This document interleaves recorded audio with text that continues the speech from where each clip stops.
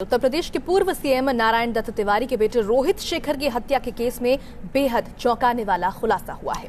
जी हां, दिल्ली पुलिस ने हत्या करने और सबूत मिटाने के आरोप में रोहित की पत्नी अपूर्वा शुक्ला को गिरफ्तार कर लिया है। पुलिस का कहना है कि अपूर्वा ने रोहित का गला दबाकर हत्या करने की बात कबूल भी कर ली है। मर्डर केस में साकेत कोर्ट ने मुख्य आरोपी अपूर्वा को 2 दिन के रिमांड पर पुलिस को सौंप दिया है। पुलिस अपूर्वा के लेकर उसी घर में आई है जहां पे रोहित शेखर का मर्डर हुआ। ये डिफेंस कॉलोनी में इस वक्त है, मैं C329 ये कोठी नंबर है जहां अपूर्वा को लेकर इस समय पुलिस टीम आई हुई है और अपूर्वा के साथ उसी कमरे में मौजूद है जहां पे रोहित शेखर की हत्या की गई। और हमारे पुलिस सूत्र बता रहे हैं कि इस वक्त जो है क्राइम सीन को रिक्रिएट करवाया जा रहा है। और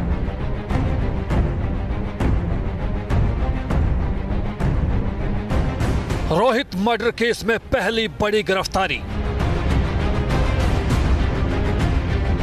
मर्डर केस में रोहित की पत्नी अपूर्वा गिरफ्तार। क्या पत्नी अपूर्वा ही है रोहित की कातिल? रोहित शेखर मर्डर केस में दिल्ली पुलिस की क्राइम ब्रांच की दौड़ आखिरकार पत्नी अपूर्वा पर आकर खत्म हुई। पुलिस ने रोहित की पत्नी अपूर्वा को कत्ल के 8 दिनों बाद गिरफ्तार कर लिया। शक के आधार पर पिछले कुछ दिनों से क्राइम ब्रांच की टीम लगातार अपूर्वा से पूछताछ कर रही थी।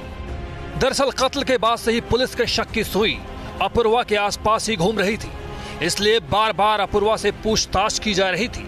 साथ ही घर के नौकर नौकरानी से भी पूछताछ की गई। जांच में जुटी पुलिस ने अपूर्वा के फिंगरप्रिंट भी लिए। घर के अंदर रोहित के तकिए और बाकी सामान की फॉरेंसिक जांच कराई गई। फॉरेंसिक रिपोर्ट की मिलान के बाद अपूर्वा पर जब पुलिस का शक पुख्ता हुआ तो अपूर्वा को गिरफ्तार कर लिया गया।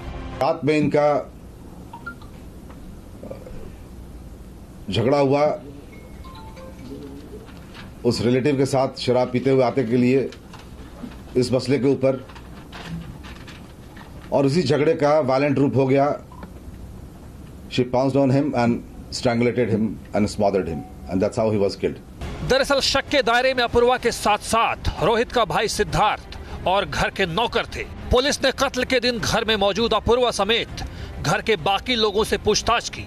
अपूर्वा और रोहित के संबंधों को लेकर रोहित की मां उज्ज्वला तिवारी से भी पूछताछ हुई, लेकिन सूत्रों के मुताबिक पूछताछ के दौरान अपूर्वा बार बार अपने बयान बदलती रही, जिससे पुलिस का शक गहराता चला गया।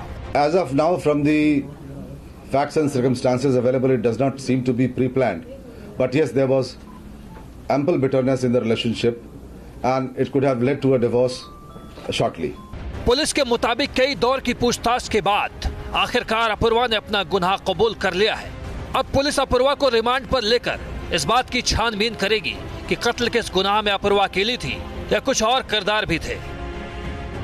दिल्ली से अवनीश चौधरी और रुमानुल्लाह खान के साथ team news nation.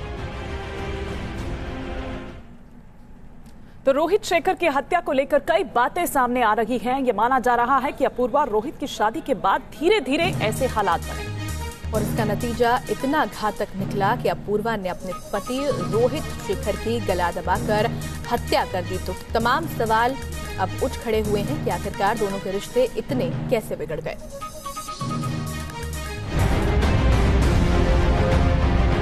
Rohit Shekhar murder case में दिल्ली पुलिस वारदात की कड़ियों को जोड़ने की कोशिश कर रही है, लेकिन सवाल ये उठता है कि आखिर ये नौबत आई कैसे एक हाई प्रोफाइल सरकार की बहू अपने ही पति के कत्ल के आरोप में जेल तक पहुंच गई।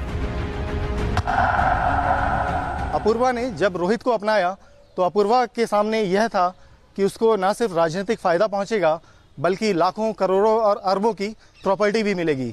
लेकिन जब ये शादी करके यहाँ आई तो अपूर्वा को ये पता चला कि इस परिवार के पास जितना उसने सोचा था उतना कुछ है नहीं।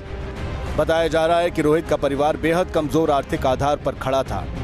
रोहित के पिता के नाम अलग अलग जगहों पर जो संपत्ति है उनसे कोई नियमित या मोटी आमदनी नहीं होती है। रोहित के पास अपना खुद का कोई इनकम सोर्स तक नहीं था। रोहित की मां उज्ज्वला शर्मा को ND तिवारी की पूर्व गवर्नर और 2 राज्यों की पूर्व CM की विधवा के तौर पर जो पेंशन मिल रही है वो रोहित के महंगे शौक पूरे करने के लिए काफी नहीं थी। और ये जो कोठी है डिफेंस कॉलोनी की, ये उज्ज्वला शर्मा ने 1978 में खरीदी थी। तब इस कोठी की कीमत कम थी और उज्ज्वला शर्मा की हैसियत कहीं ज़्यादा थी। और आज ये माना जा रहा था कि ये करोड़ों की कोठी मर्डर की वजह हो सकती है। यहाँ तक कि रोहित की डिफेंस कॉलोनी की कोठी में बरसों से सफेदी तक नहीं हुई थी। अपनी गंदगियों को, अपने गंदे इरादों को कि इनकी सारी प्रॉपर्टी रोहित की और सिद्धार्थ जी की अंत में हमको मिलनी चाहिए, हमारा परिवार यहाँ के रहेगा, दूसरा परिवार क्यों रहता है यहाँ कर। इनके मन में क्या रहा कि श्री नारायण दत्त तिवारी जी की अकूत संपत्ति लाखों करोड़ों अरबों शायद इनके पास है, तो वही इनके दिमाग में नाचता रहता है कि बस कैसे कितना निकाल ले। कत्ल की एक और बड़ी वजह हो सकती है, वो है रोहित की आदतें। बताया जा रहा है कि रोहित न केवल शराब का आदी था, बल्कि वो अपूर्वा को लेकर भी लापरवाह था। लेकिन इस मामले में आग में घी डाला रोहित के अपनी मुंहबोली भाभी से नजदीकी ने। यही मर्डर का ट्रिगर पॉइंट बना। झगड़ा हुआ उस रिलेटिव के साथ शराब पीते हुए आते के लिए इस मसले के ऊपर, और उसी झगड़े का वायलेंट रूप हो गया। She pounced on him and strangulated him and smothered him, and that's how he was killed. Rohit Shekhar का सोर्स ऑफ इनकम भले नहीं था, लेकिन डिफेंस कॉलोनी, तिलक लेन और उत्तराखंड तक वो करोड़ों की संपत्ति का मालिक था। जब अपूर्वा को यह पता चला कि रोहित अपनी संपत्ति का एक हिस्सा उसी महिला के बेटे के नाम पर कर सकता है जिस पर अपूर्वा को शक था, तो इस रिश्ते के ताबूत में आखिरी कील ठुक गई। अपूर्वा के फेसबुक प्रोफाइल को देखें तो उसकी वॉल पे लिखा है कि कभी खुद पर घमंड हो तो एक चक्कर शमशान का लगा आना, वहाँ तुमसे बेहतरीन लोग राख बने पड़े हैं। लेकिन आज समय ने ऐसी करवट ली है कि अपूर्वा को अपने पति को शमशान पहुंचाने के जुर्म में सलाखों के पीछे जाना पड़ा है। वीडियो जर्नलिस्ट मुकेश के साथ अवनीश चौधरी, न्यूज नेशन, दिल्ली।